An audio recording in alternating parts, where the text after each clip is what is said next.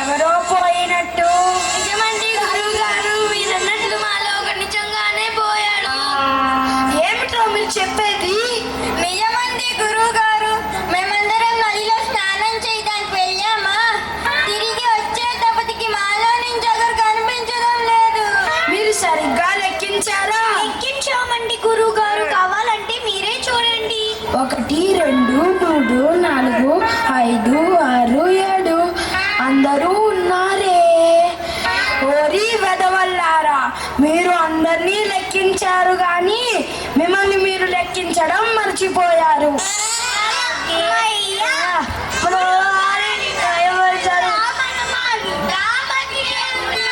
గురువుగారు మనల్ని లెక్కించారు కాబట్టి మనం అంతా బతికే ఉన్నాం రా.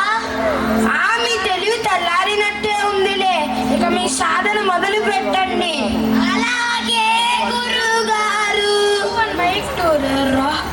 Give one mic there, Kumar Kushal.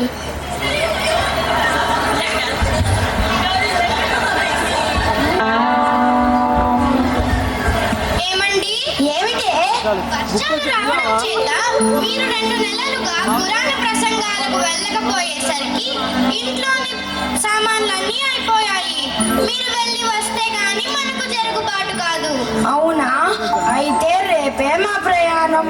శిష్యులారా, రేపు మనం గ్రామంకి వెళుతున్నాము కాబట్టి అందరూ సిద్ధంగా ఉండండి. అలాగే గురువు గారు.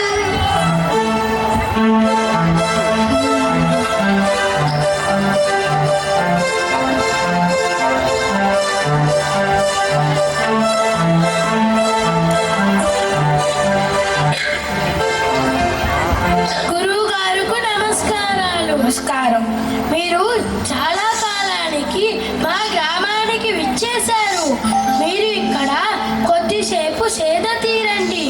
ఈరోజు రాత్రికి మీరు ఇవ్వబోయే పురాణాల కాలక్షేపం కోసం మేమంతా ఎదురు చూస్తున్నాము.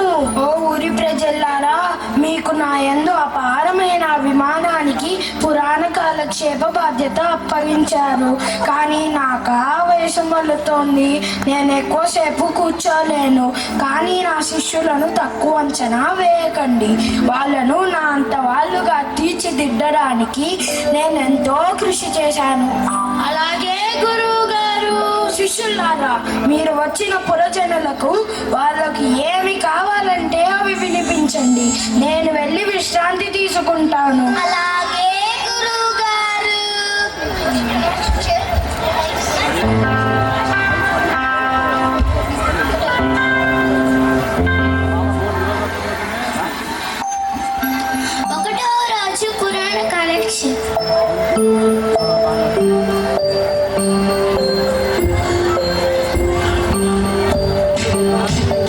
సభకు నమస్కారం. అయ్యోడంటే అయ్యోడే, ఎంత వినయం, ఎంత విధేయత, ఎంత వందనం. సోదర సోదరీమణులారా, నేను ఈ రోజు చెప్పబోయే విషయం మీకు తెలుసా? నీకు తెలుసా? తెలుసా? అయ్యో తెలియదు స్వామి. అలాగా, తెలియని వారికి ఏం చెప్పినా తెలీదు. గురువు గారు ఏదేదో చెప్పారు, కానీ ఈ స్వామి మాత్రం ఏం చెప్పకుండా వెళ్ళిపోయారు. గురువు గారికి చెప్దామంటే ఆయన గుర్రు పెట్టి నిద్రపోతున్నారు. ఆయనను లేపడం అపచారం కాబట్టి రేపైనా చెప్తారేమో. చేస్తారేమో చూద్దాం.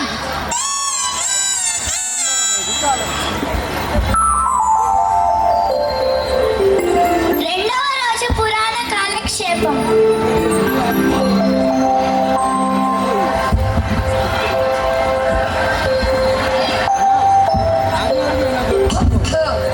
సభకు నమస్కారం. నమస్తే స్వామి. నేను ఈ రోజు చెప్పబోయే పురాణం మీకు తెలుసా? తెలీదంటే ఎంతంత వస్తుందో. తెలుసు తెలుసు. తెలిసిన వారికి ఇంకా చెప్పడానికే ఉంది. మళ్ళీ ఇలానే జరిగింది. రేపు కూడా ఉంది కదా, రేపు చెప్తారేమో చూద్దాం.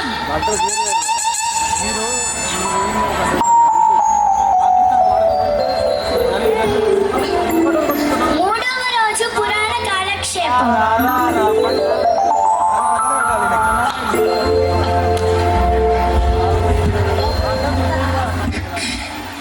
సభకు నమస్కారం. నమస్తే స్వామి.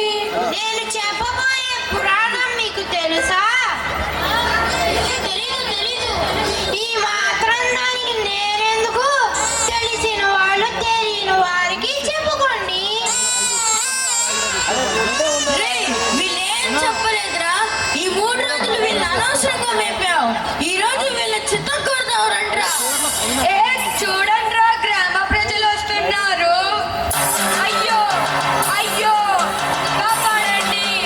అయ్యో, ఓరి దేవుడు, నా శిష్యులేమిటో కన కార్యం చేసినట్టున్నారు.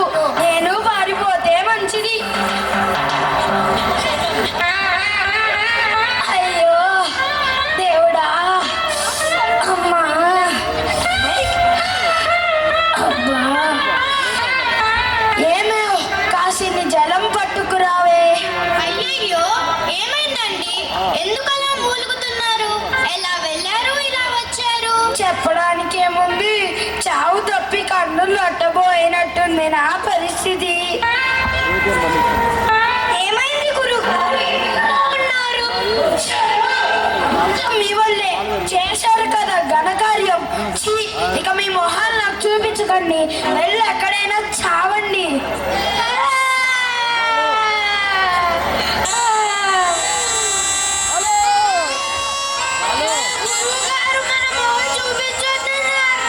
గురుగారి మొహం చూడకుండా మనం ఎలా బ్రతకడం?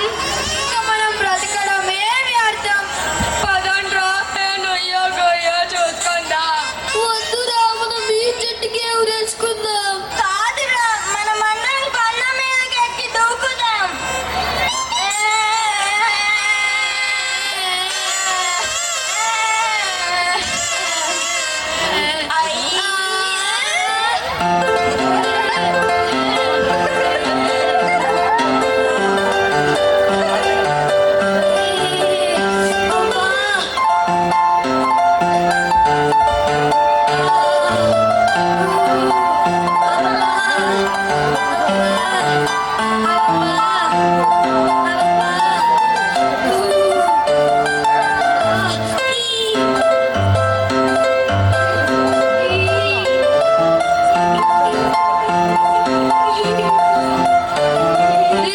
ఆ చిన్నది నన్ను చూసి నవ్విందిరా.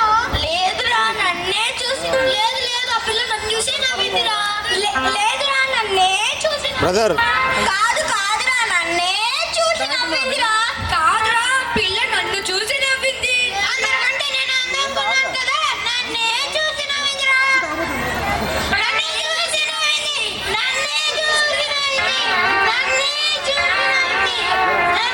ఆపండి, ఎందుకు ఇలా గొడవ పడుతున్నారు? ఏమైందిరా? మీరు ఆపండి, నేను వెళ్ళి కనుక్కొని వస్తాను.